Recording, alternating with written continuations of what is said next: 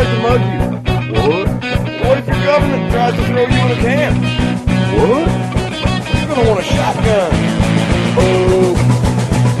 What? An automatic rifle. And a lot of ammo. Good? We're all set to riot. Buy a gun before you lose your Second Amendment. Buy a gun. They'll burn you out like a Waco. They'll stick your ass in a camp. Jackbooted cops in riot gear, gonna kick your ass and laugh. The revolution is on its way. Better lock and load your AK. Buy a gun, buy a gun, buy a gun, buy a gun, buy a gun, buy a gun, buy a gun before you wish you bought a gun. Buy a gun, buy a gun, buy a gun, buy a gun, buy a gun, buy a gun before you wish you bought a gun.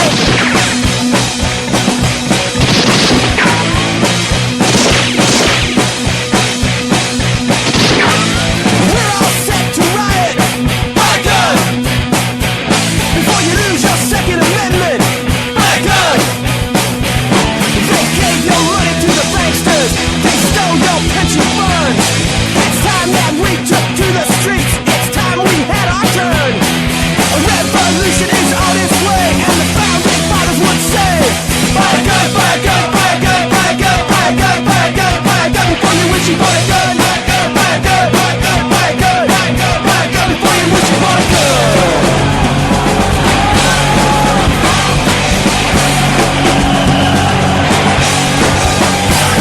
Get a riot in the streets. Revolution's not clean and neat. You got a riot in the streets. Revolution's not clean and neat. You gotta drag them through the streets. Ladies and gentlemen, boys and girls, it is Tuesday. We are live. This is PrimerTime on UCY.tv. My name is Michael, and I'm really glad to be back after kind of like a little hiatus for both of us. Yeah, I am Nicholas, and I am coming to you live from my new digs. And I'll tell you what, single-level homes rock. Dude, isn't it nice to not have to carry big, heavy shit upstairs? I'll tell you what, and I didn't do that. That's why I paid the strong college guys with weak minds to do that. Yeah, I'm 40 years old, and I am not carrying shit upstairs Dude, anymore. it's bad for your knees to do shit like that. You know, that is the one thing that I actually learned during this move is how fragile your knees are. You know, I've been in the Army for 22 years, and yeah, my knees have never hurt like they have doing this move. Literally, icing. Well, yeah, and you also have soaking to them. add that you're married, so your knees are going to hurt anyways. Well, you know, Ding! way to go. Yeah. All right. So yeah, you Your know, house is cool, surrounded by boxes, unopened, but you got cable and you got internet. I got internet, and not only do I got internet, that's an interesting story in itself. So, you know, last week while we were initiating the move, I was waiting for the previous internet service provider to go ahead and get stuff set up at the new house. So I was assured when I was getting ready to switch service, I had asked the sales representative to make sure that this, you know, current speed was available in my area that I was moving to, and to make sure that that wouldn't, you know, suffer any kind of degradation in speed, because as we know, when you try to connect at 1 megabyte per second, you might as well be doing better sending smoke signals. So Much, yeah. yeah, and it's nice for you that you live in an area that's got, you know, a couple different providers to choose from. yeah, certainly. So when the sales associate assured me up one side and down the other that yes, I would get the speed, and then the technician came out and left the note that says, "Yep, you're good, you're ready to go," and I couldn't get connected. I spent all of last week trying to get in touch with the customer service folks, which routed me at first to the Philippines and then back to some call center in Iowa. And needless to say, I am no longer a CenturyLink customer. They can go fuck themselves. That'll be part of the title tonight. Fuck CenturyLink. That's probably good for advertisers. Yeah, it's not advertiser friendly content, that's for sure. That's I think right. YouTube will have. Oh shit. Oh shit. That's just bad.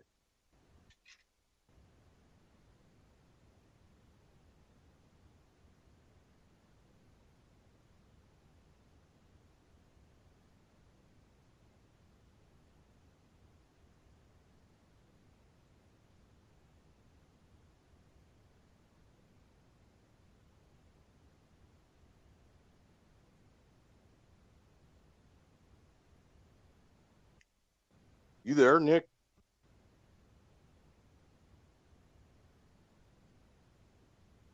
Nick, are you there?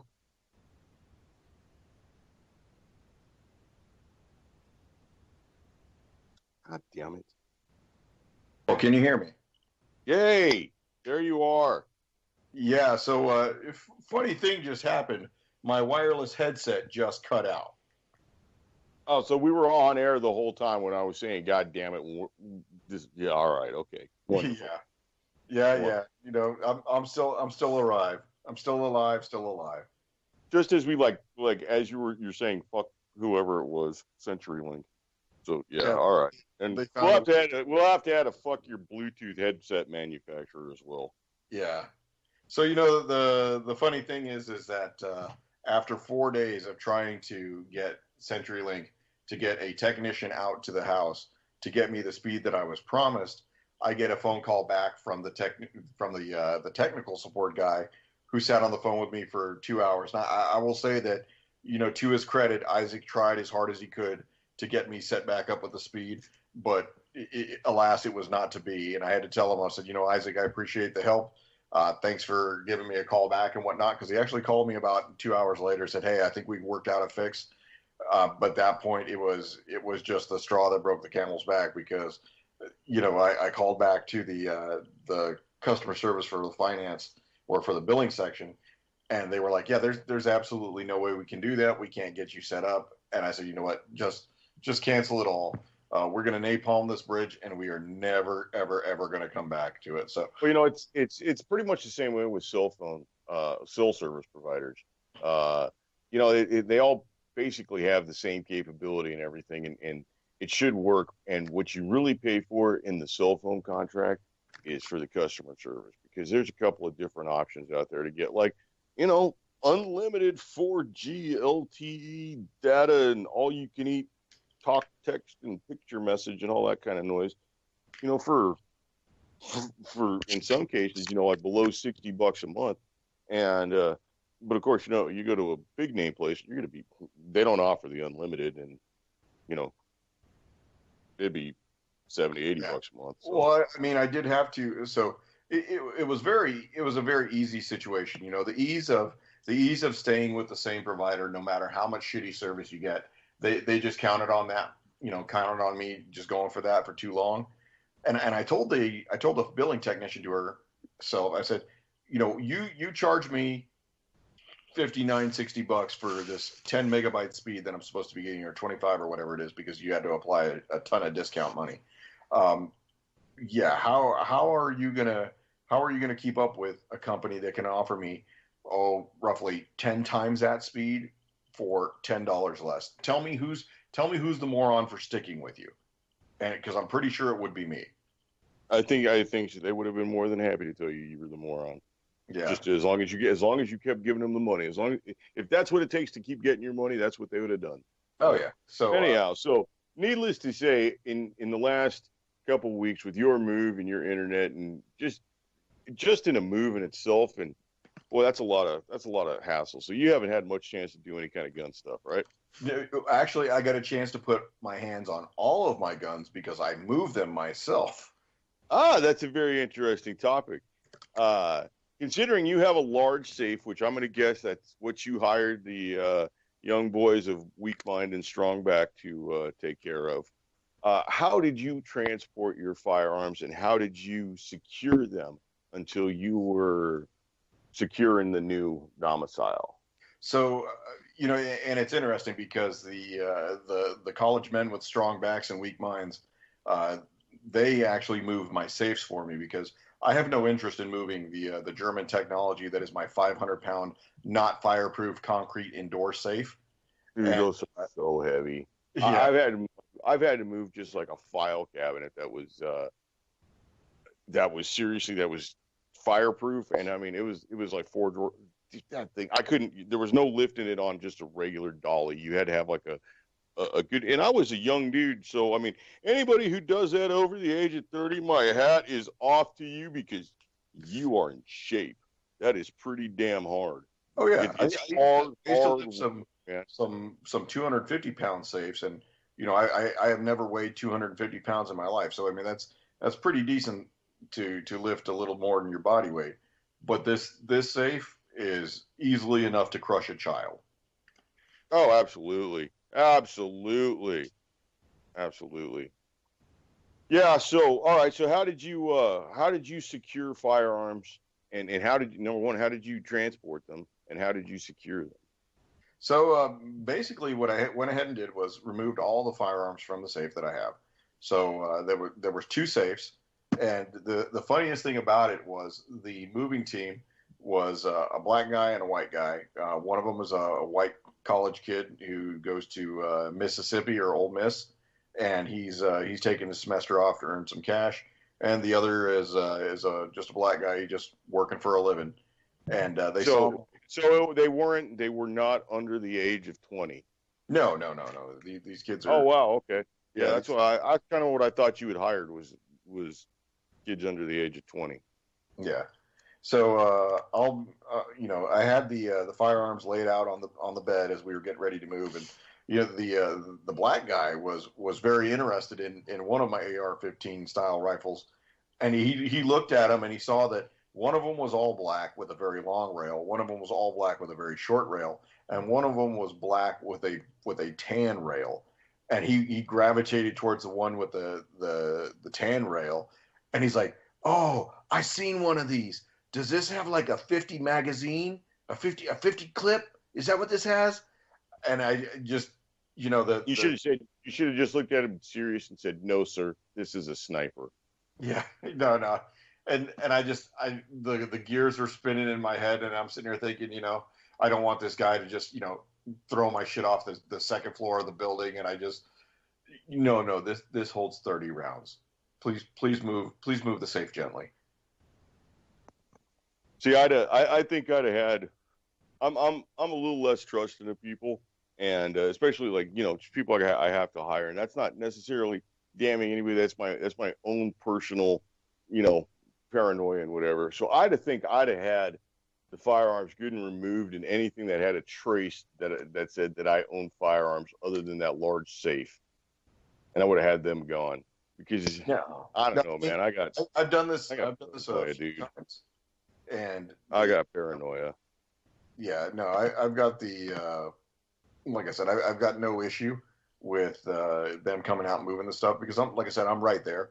I know what I got, and I know that I don't store the ammunition together with the rifles themselves. So, I let him hold it. I let him, feel important for a minute, and it was like, okay, back to work, Snippy.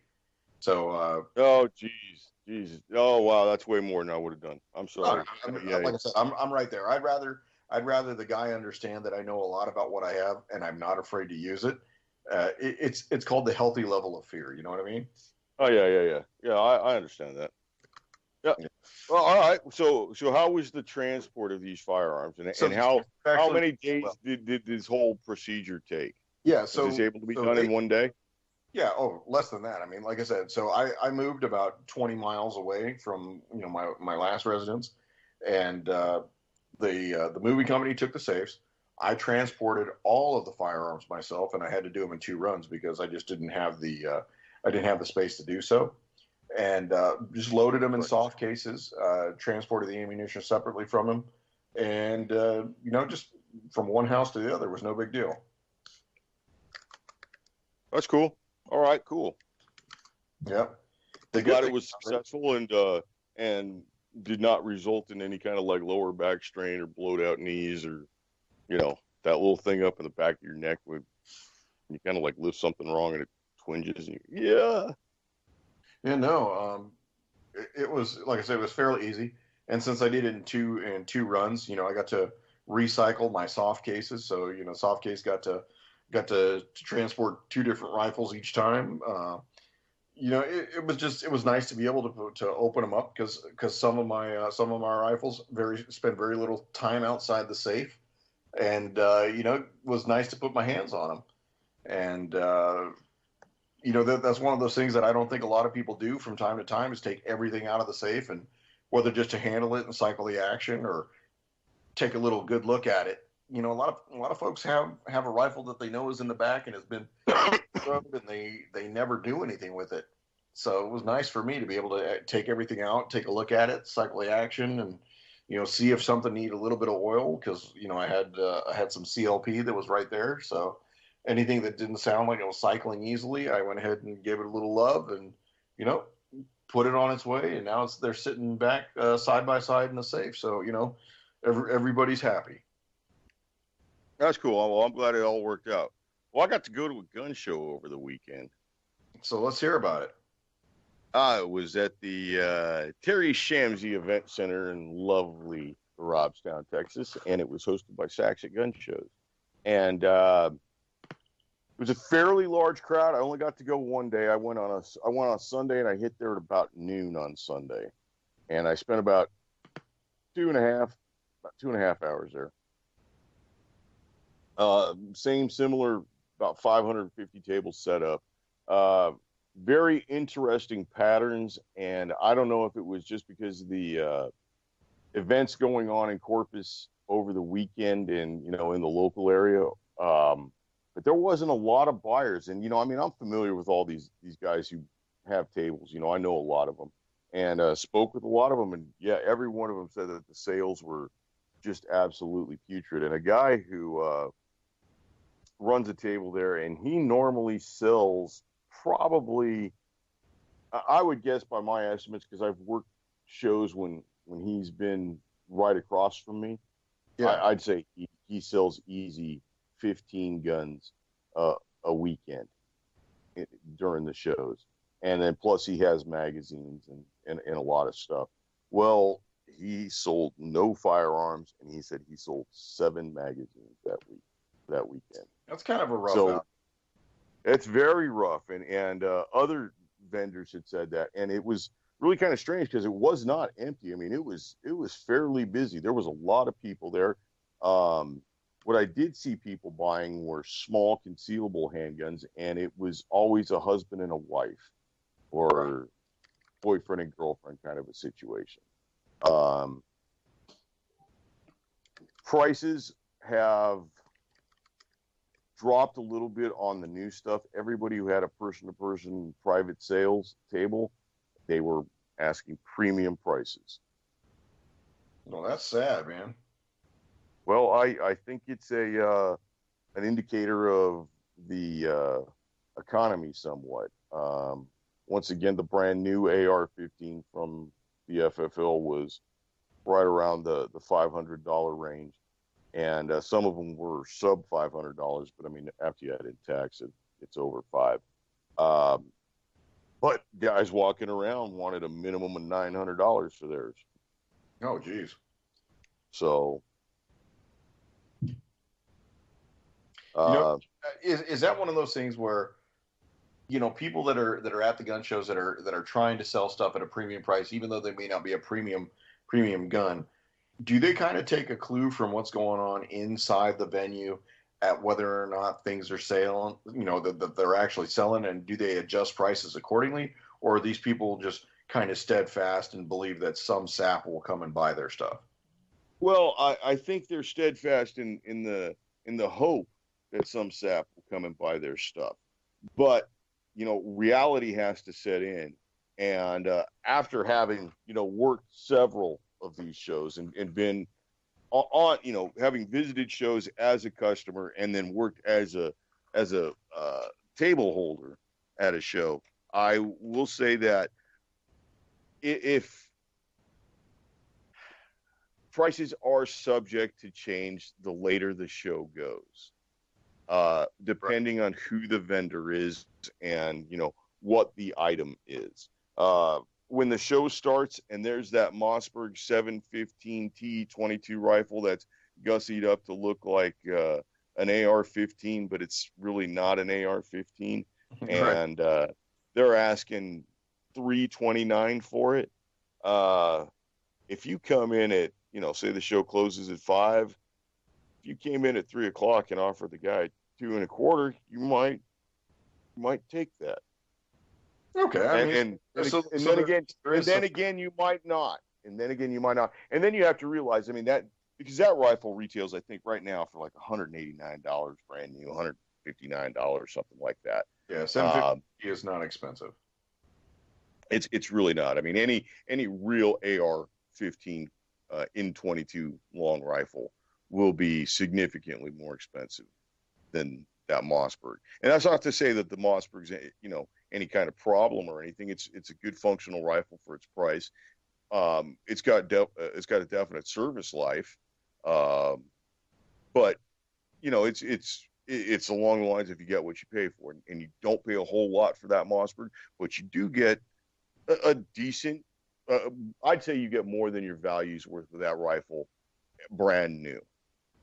Used at $225, nah, I don't think I'd buy that.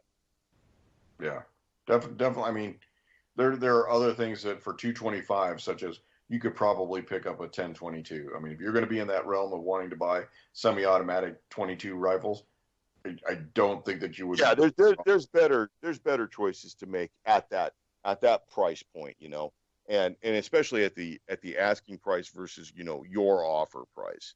Right. I would say that people who have a shop usually aren't going to move more than maybe $20 as the show gets to the end, and that's basically because that's all their margin is on that firearm. And sometimes it's better just to at least, you know, not lose everything. You know, you might lose your profit, but at least you didn't lose your investment. And you know, I mean, there's costs for a lot, because I mean, a lot of these dealers aren't local to the area. They, you know, they'll make the trip. You know, they'll drive 3, 4, 5 hours and set up. So that means, you know, if they don't have an RV or you know, some sort of camper or something that they come down with, you know, that's a hotel room. And you know, the guy who sets up the show, he's got a really good deal with a local hotel that's, you know, safe and secure parking lot. But I mean, it's still, you know, $62 a night. So I mean, immediately to get into this, you're into it for about $200 for the weekend, you know, plus your gas fee. So, you know, somebody who sets up and has, you know, 5 or 6 guns and hasn't sold anything and is asking, you know, $350 for a used Mossberg may end up taking $250. And he at least covered his table fee and his hotel fee, and you know, maybe even covers his gas and food, you know, depending on what kind of vehicle he's got. And for some folks, that may be just what it takes. And you know, and honestly, that might be better than spending a weekend, you know, watching TV or football or, you know, golf, God forbid, or yeah, the Masters is over, so yeah, golf's pretty much done. Shout out to my peeps in Augusta, Georgia. Yeah. So speaking of Augusta, Georgia, that's a very near and dear place to you. I've got a story. A good friend of the show, Oddball, happened to spend some time at Eisenhower Army Medical Center, a place with which you are very familiar. Yeah. So yeah, he had a service member try to forge a official doctor's note, and she is now subsequently being drummed out of the Army. So sucks. Was it a doctor's note to get time off of work, or doctor's note time off of work? And you know, for those of you who don't know, we call this a sick call slip or a quarter slip. When a physician or a competent medical authority determines that you need bed rest, or you just need to stay home, they give you what's called a quarter slip. And typically they don't give you any length of time longer than 72 hours. In extreme cases, they'll give you up to 96, but anything generally more than 96, they require what's called a convalescent leave requirement. So this is a letter that goes out to your commander and says, hey, as your medical authority, I recommend seriously that you consider giving the individual X number of days off in excess of that 72 hours. Well, the individual in his charge tried to forge that into saying that the doctor gave her 96 hours off, and was very easy to call back the doctor and say, hey, did you prescribe 96 hours bed rest? And the doctor says, hell no. And it would have been just better for her to put 172. Yeah, sure, but she might as well just taken 6 months off. You know what I mean? Doc says I got to take 6 months off. So yeah, she is subsequently being drummed out of the Army. The only unfortunate thing is Oddball has had to spend quite a bit of time out at the 13th floor where they send all the loony cases. Because you know what? It's not enough that you're going to get in trouble, but as soon as you get identified that you're going to get in trouble and you get caught in the lie, you have to go out and say, well, I'm going to kill myself. And that just makes shit go worse for everybody. Yeah. That's bad. That's bad juju to deal with right there. Yes. So I would much rather I would much rather participate in the annual Holocaust observance than to have to sit out there with a soldier who claims that she's going to kill herself because she fucking got caught.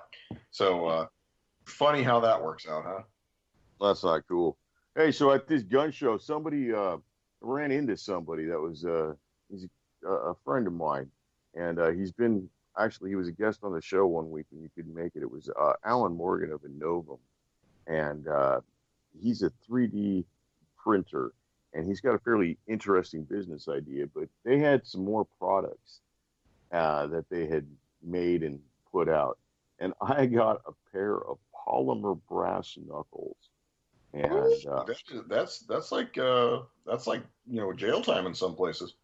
In some places it is, but in Texas it's not because they are polymer. Okay.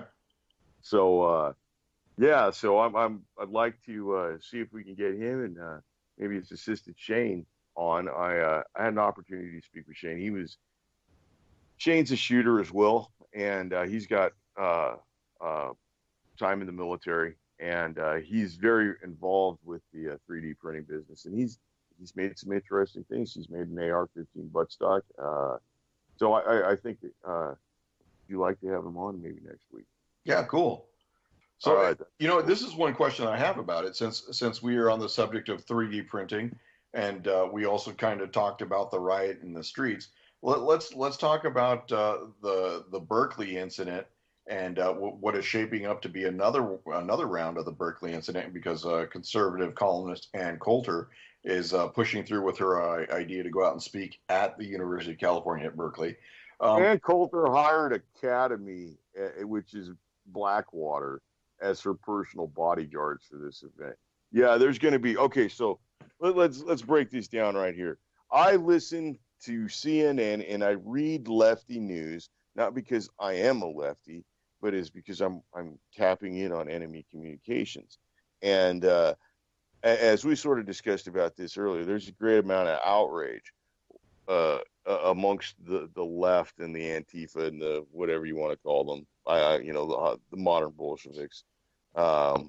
This anarchist crowd that suddenly realized their plan needs leadership and direction. Right. But there have been incidences in a couple of these websites that I will not dignify by mentioning, where they've talked about how to make M80s more effective for throwing into crowds, and how to 3D print firearms.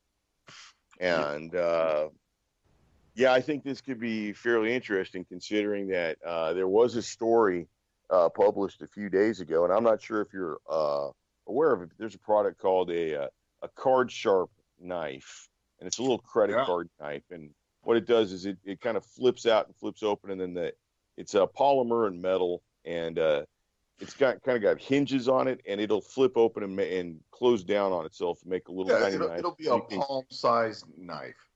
Yeah, a little palm-sized, like razor blade, and it's it's sturdy enough. I mean, any serious use and the thing will break, but it is razor sharp, and straight from the factory.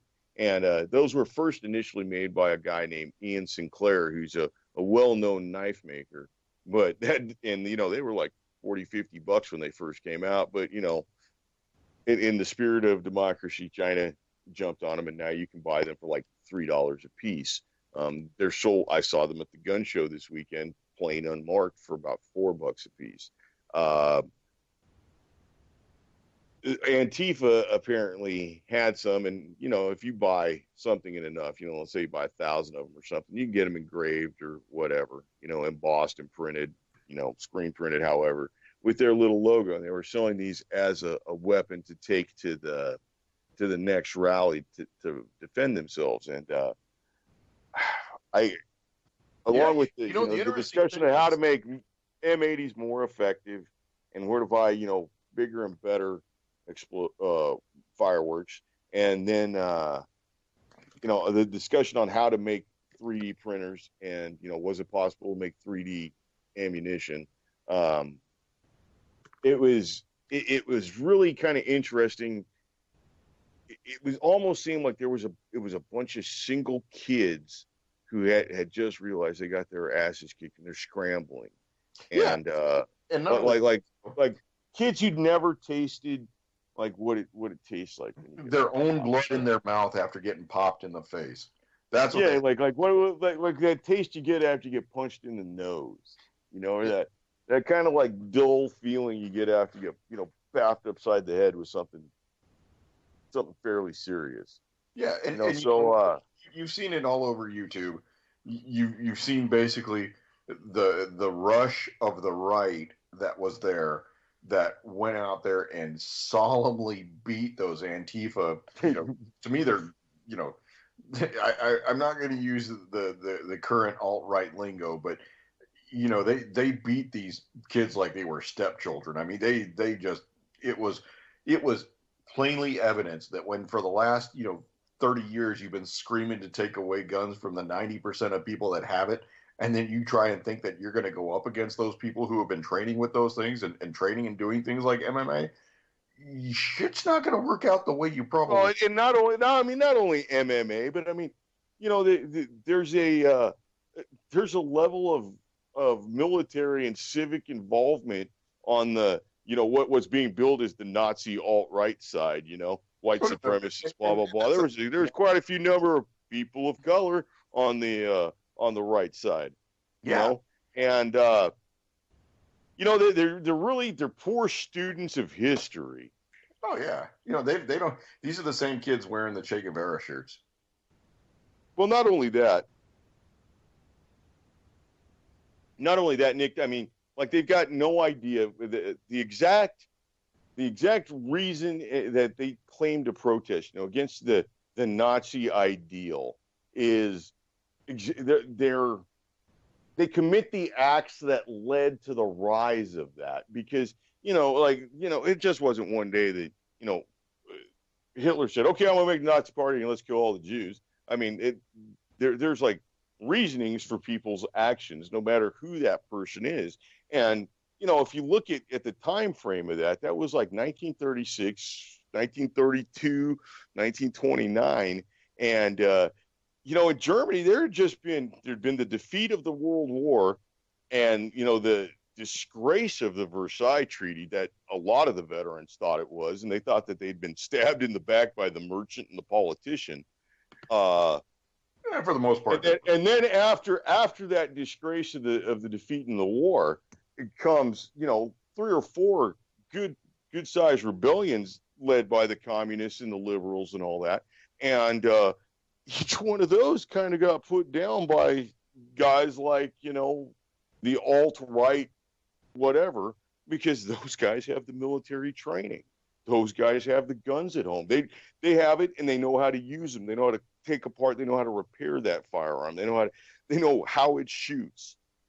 And they're not under the impression of that you could 3D print ammunition and gunpowder and whatnot. The way I look at it, Michael, is everybody's seen the Berkeley punch with the culturally moldy locks. Yeah, moldy locks. She realized the patriarchy is real. Real. It is real. So the funny thing is that it wasn't just moldy locks getting her lights conked out, but it was almost every single one of them, including the San Francisco State University.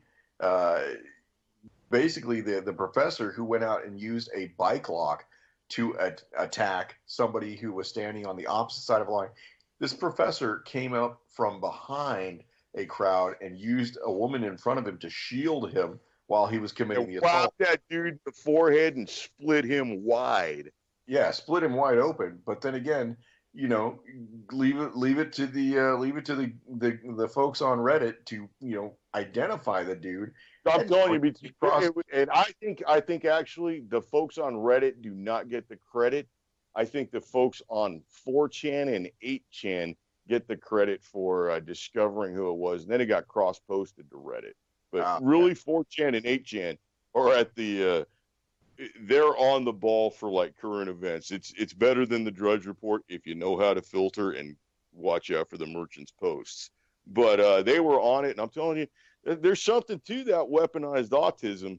I mean, like, they triangulated. They've made some really excellent videos pointing out who all these people are, and it gets kind of deep. The mayor of Berkeley is involved with a group called BAMN, and that's spelled BAMN, and that's by any means necessary. And it's a radical. I'd call them radical leftists, but they are actual fascists. They are in the process of using violence and terroristic threats to suppress political speech and commerce. yeah, basically. and not only that, If they don't like your business and what your politics are, they'll shut your business down. Many violent crimes have been attributed to this group, and the mayor of Berkeley's on this, which on the board of this group, which many educators in the area at many of the middle schools and the colleges and community colleges in the area are members of this group, and this is a group that advocates the use of violence in political events to suppress political speech. yeah, and opposed viewpoints, right? Well, that's the definition of terrorism, isn't it not? Well, I mean that's fascism, right there. I mean, these people they themselves are the very thing that they're rallying and rioting against. That's exactly what I'm saying. And all right, so one of these posts, it was just the pure, I don't want to say idiocy, but just the obtuseness of the post and the reveling in how in their own self-righteousness was almost just, so funny and yet disturbing to me at the same time. And they were talking about how to make the M80s more effective. And some guy with a very lefty name had chimed in on the post. Well, you go to your hardware store, your Walmart or something like that near you that has a redneck section, and you'll get a redneck product called JB Weld, and you mix that up and you roll the M80 in it, and then roll it in tacks or in rocks or in something small that it'll stick to, and let it dry. And so basically they're talking about making explosive devices. They're talking about making fragmentary devices, very rudimentary hand grenades. And they're advocating the use of this, but just the fact that this guy called JB Weld a redneck product, it just like does he go in the redneck section of the grocery store? Like that's where you get your pork rinds and your chitlins. That's right. I mean, and where is it in the grocery store? Well, you go past the Mexican section, turn down the dirt road, go past where the dog got hit, and you're still about pitching a holler away from the redneck section of the grocery store. That's where to keep the JB Weld. So yeah, no, it was I don't know, just that whole I think it's the same thing with this professor from San Francisco State University that got outed as being the guy with the bike lock attack. So the weaponized autistics, these guys found his OkCupid profile, which is a dating site, and they even have him with the pedophile mustache, so they got a good frontal facial image of this dude, and his post says, "I spend most of my time thinking about revolution." What you doing? Think about revolution? Yeah. So he's going to be getting prosecuted. So the way I look at this is that you've got this anti-fascist, socialist, communist. But once again, these guys are poor students of history. Now let's go to something that's maybe a little bit more near and dear to your heart and my heart than to most of the American people. Let's look at the Spanish Civil War. All right, so you've got the Republicans in which are comprised of, let's see, let's just call them straight out, backed by Soviet Russia communists. You've got the anarchists, you've got the Workers' Party, you've got a lot of leftist people, and they came in and they created incredible violence against who they saw as their oppressors. And it was 4 or 5 different factions grouped on one side against General Francisco Franco and the Carlists, and who else was there? The Phalangists, and then whatever foreign aid that he had at the time.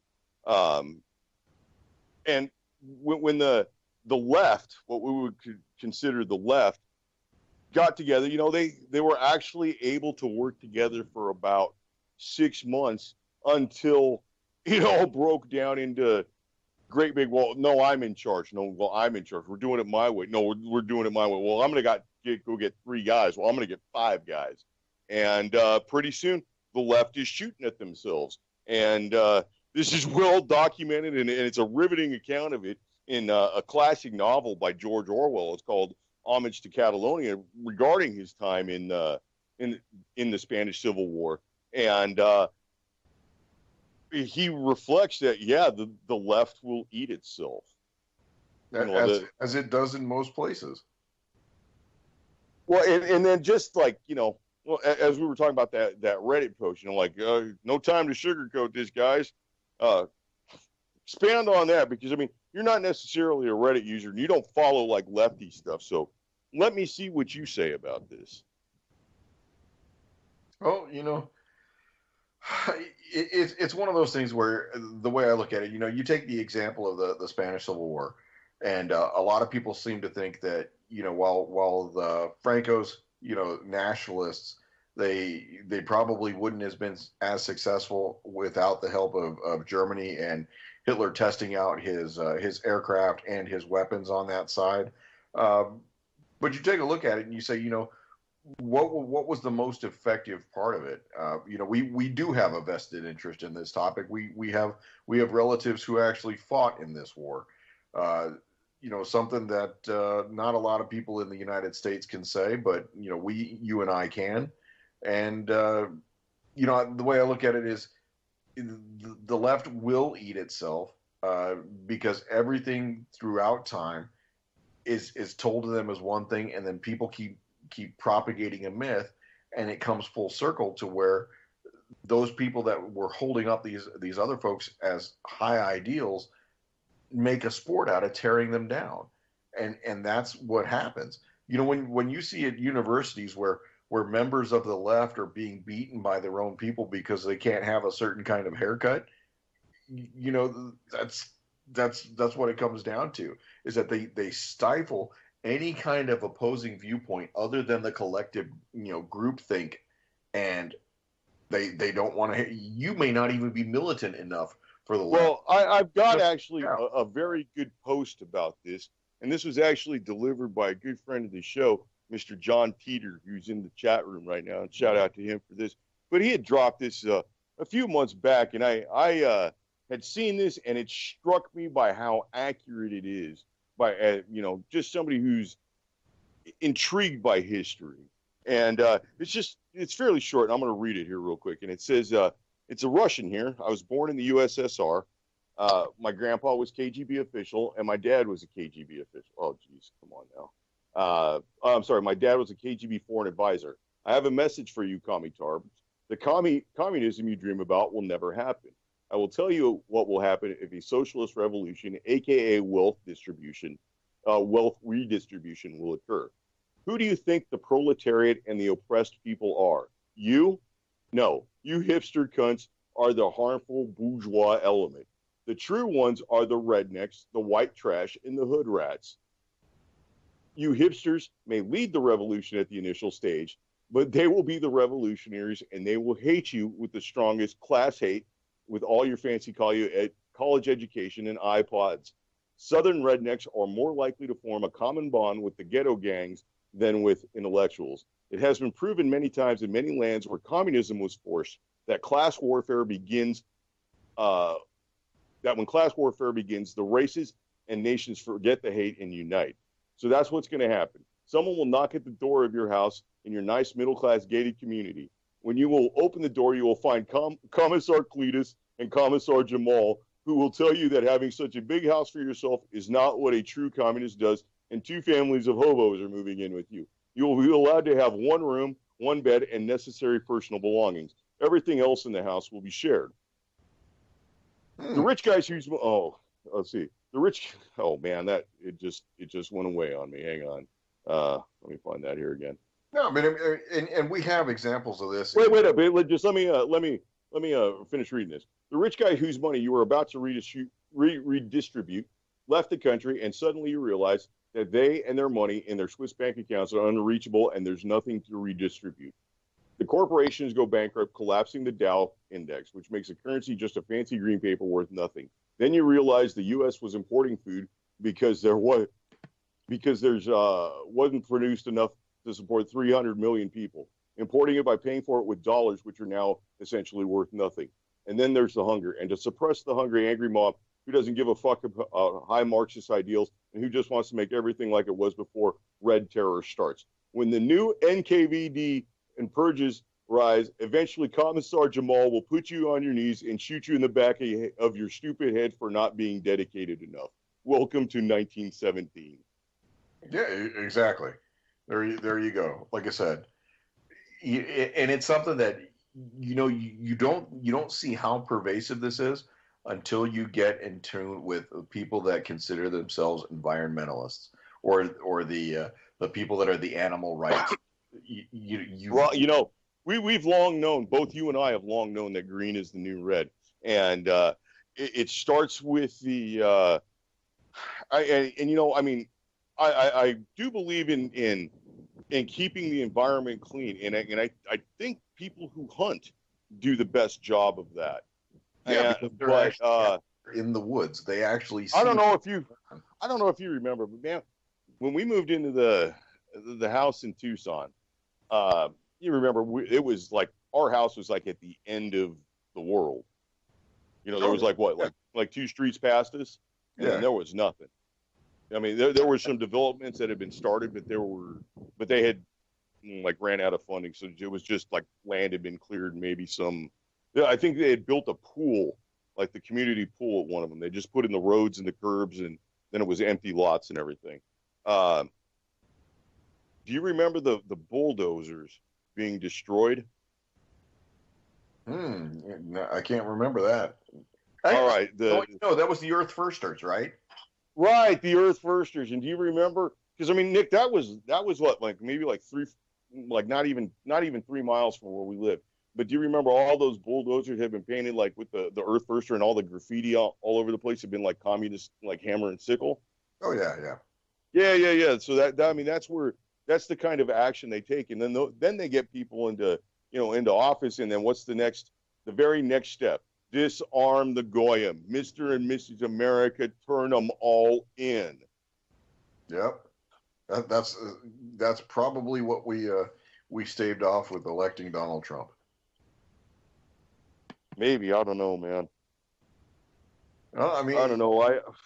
The way I look at it, it's not Hillary. We would have been that's more sure that that was going to happen with Hillary than it was with the guy we got now. So, yeah, I mean, Hillary would have taken us to war with like Iran. I think Trump is going to take us to war with North Korea. And I mean, I don't understand what the hell that's about, man. I don't care what North Korea's got. They could have 10 nukes. It doesn't matter to me. Yeah, shit, we can blow them up on the launch pad. Until they use it. But we can blow them up on the launch pad. Yeah, well, they're doing a good enough job of that themselves.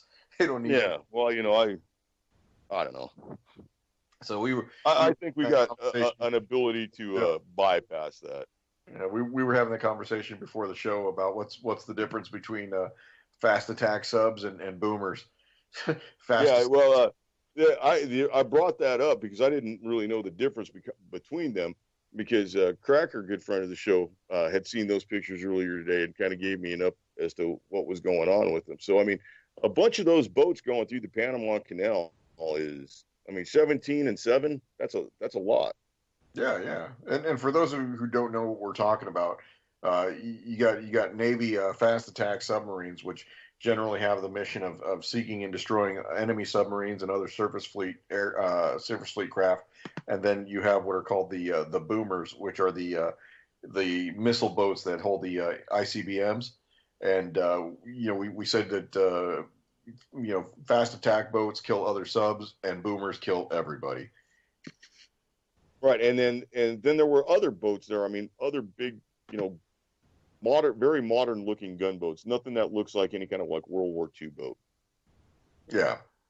So, yeah. Well, let's hope not, man. No, trust me, because having been to Korea twice in my life, I really don't need to go back. Yeah, no. And I mean, honestly, like, what are we going to do to North Korea that we ain't already done to them, like, in the last, 60, 70 years? I mean, seriously. Because, like, in the Korean War, we sort of fucked them up really, really bad. Yeah, we did. And we had basically pushed the North Korean armed forces all the way back to the border with China until the Chinese said they were coming in. Yep. The Chinese volunteers crossed the Yalu River, and I said, no. Volunteers with the air quotes. Exactly. Yeah, well, Michael, we definitely need to go ahead and hit some firearm safety because this hour is getting right past us. All right, so first rule of firearm safety is every firearm is loaded until you physically and visually examine the chamber, make sure that it's empty. Rule number 2, keep the muzzle pointed in a safe direction. Know what at all times, don't cover anything you do not wish to destroy. Rule number 3, know what's your target, know what's beyond your target at all times. And the fourth and final rule, probably should be the first rule, is keep the booger hook off the bang switch until you're ready to discharge the weapon. Oh, there you go. Sage advice. So yeah, do you see yourself being able to get out and do any kind of shooting? We've had kind of crappy weather, and you just really can't do anything with it. Well, we're starting to get into a interesting time here of weather. It's starting to get warm down here, and we actually had a northern cold front come in for a couple, maybe about 24 hours, and maybe a little bit longer than that, and it dropped us all the way down to like 61. And today it was overcast and windy, but it was warm, and it was very, very humid. All the humidity kicked in today, and doing just simple. I went and I helped a buddy of mine dig a couple of holes for not even a foot deep hole, and not even a foot, maybe about a foot deep by a foot wide, holes for some small banana trees, and I was covered in sweat by the time I was done with it. Yeah. Tell you what, anytime you get in an area where banana plants grow, you're going to be sweating pretty easily. Yeah, the humidity is just a killer. So yeah, I'm looking forward to vacating this area sometime rapidly. So I'll have my own version of how I moved firearms and how that worked out. Yeah, definitely. So I do recommend that you have at least one soft case for every gun, because the dual rifle hard cases, those are heavy. They're heavy, and they have a kind of to transport them. They almost have to be exposed unless you have like some kind of trunk or something like that. Yeah, so securing them for my journey is going to be kind of something I've somewhat dealt with at this point. I actually ended up removing the back seat of my truck, and I built a big ass wooden box out of 2x4s in there, and I bolted it to the holes where the seats were, and it's pretty good size. I can put a lot of stuff back there, and I mean, my seats won't recline anymore, but I mean, they're in the same position I always drive in. I actually never put my seat, never mess with the position of my seat. Yeah, that's an easy way to know if somebody's been in your car. Right. And so it locks up fairly good and tight, and yeah, that's where it'll have to be for a while, for the journey. Yeah. Well, I think we'll be unpacking boxes for the foreseeable future. So I got a friend who's got a food saver.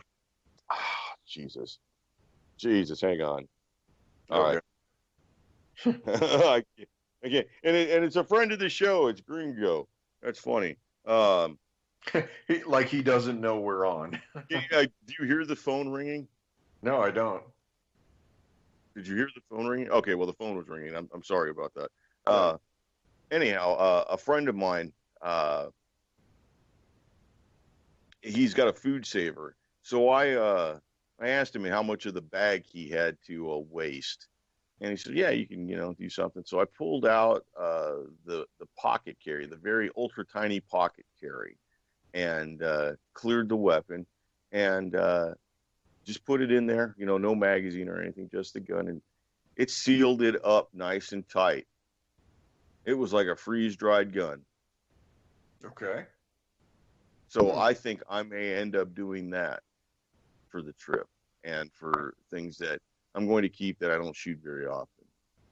Yeah, I mean that's basically you're span canning your stuff. You're putting it in the shrink wrap and put a couple desiccant packets in there to control humidity, and yeah, you've got a good recipe as long as you oil it up, and you'll keep it from rusting. Right. I think I'm going to get a couple of T-shirts and use the gear oil or the motor oil trick and just grease those things up nice and good. Grease down the barrels and everything, and disassemble them, grease everywhere, and throw them in the bags. There you go. And then you can get to your new location and dig out the ground where you can get an old refrigerator and remove all the shelves out of it, and then you can just set it in the ground and then bury it, and then now we're talking like the Terminator movie or something. Because that never happens. No, that never happens. Yeah. Jesus. So, now, there's interesting ideas on people talking about how they cache in weapons like that for the future, and maybe we can discuss that next week or something, because it's a little bit more than throw them in a bag in the ground kind of a thing. Yeah, definitely. Well, the way I look at it is, we're getting towards the end of turkey season out here. We've got everybody that can swing a shotgun is making their way into the field. So I probably will not get a chance to get out there. But for those of you that do, go out there, be safe, and kill those thunder chickens. That's awesome. It's good. That's good eating. That is good eating. So yeah, definitely interested in seeing if I can do it before the end of the season. That's cool. So are you going to grow a little garden at your place? I am. I've got right now I've got some grapes that are in their second season. So I'm getting actually some good leaves on those, and I don't know when they'll actually start to produce fruit. But the gentleman that gave them to me, he is he is a wine grape grower.